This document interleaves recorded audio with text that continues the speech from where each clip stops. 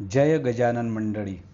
गणपती अथर्वशीर्ष शुद्ध उच्चाराचा संदर्भात अभ्यास केल्यानंतर आज आपण या भागामध्ये गणपती अथर्वशीर्षांची आवर्तनं याबाबत माहिती घेऊया.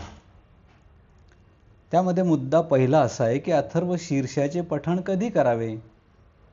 त्याचं उत्तर असं आहे, दररोज सकाळ संध्याकाळ सायं प्रात प्रयुंजानो अपापो भवती. म्हणजे पापांपासून मुक्ती प्राप्त करण्यासाठी सकाळ संध्याकाळ दररोज एक वेळा तरी याचं पठण करावं. काही लोक महत्त्वाच्या दिवशी याचं पठण करतात. उदाहरणार्थ प्रत्येक चतुर्थी, संकष्ट चतुर्थी, गणेश चतुर्थी, गणेश जयंती किंवा गणेशोत्सवाचे 10 दिवस. त्याचप्रमाणे नैमित्तिक स्वरूपामध्ये सुद्धा आपल्याला याचं पठण करणं क्रमप्राप्त असतं. उदाहरणार्थ कोणतेही शुभकार्य सुरू करण्यापूर्वी. पुढे असं मनात येतं की किती वेळा करावं. सामान्यतः दररोज एक आवर्तन आपण केलं पाहिजे. अभिषेक करायचा असेल तर 21 आवर्तनं केली जातात.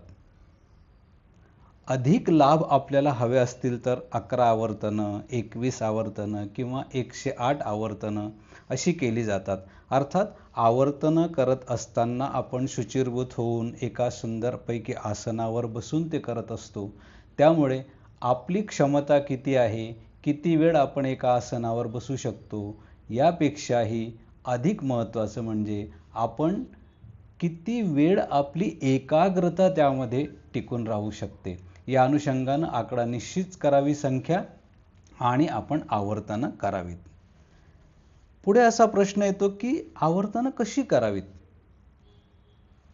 तेव्हा त्याचं उत्तर असं आहे, संपूर्णतः समजा एक आवर्तन करायचं असेल तर संपूर्णपणे शांतीपाठापासून तर शेवटच्या शांतिमंत्रापर्यंत पूर्ण एक आवर्तन अर्थात गणपती अथर्वशीर्ष एक वेळा म्हणावं. एकापेक्षा जास्त वेळा आपल्याला आवर्तनं करायची असतील तर कशी करावीत या संदर्भात आता आपण समजून घेऊया. उदाहरणार्थ आपल्याला 21 आवर्तनं करायची आहेत. तर मग सुरुवातीचे शांतिमंत्र एकदाच म्हणावे. त्यानंतर ऋचा क्रमांक 1 ते 10 या क्रमाने 21 वेळा म्हणाव्या. म्हणजे की ऋचा क्रमांक 1 सुरू करून 10 पर्यंत म्हणावं, पुन्हा 1 पासून 10 पर्यंत अशा क्रम 21 वेळा म्हणावे.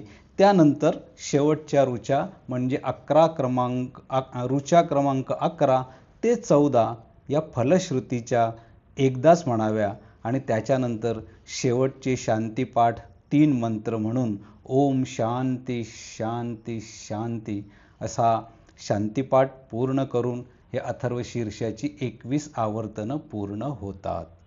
जय गजानन.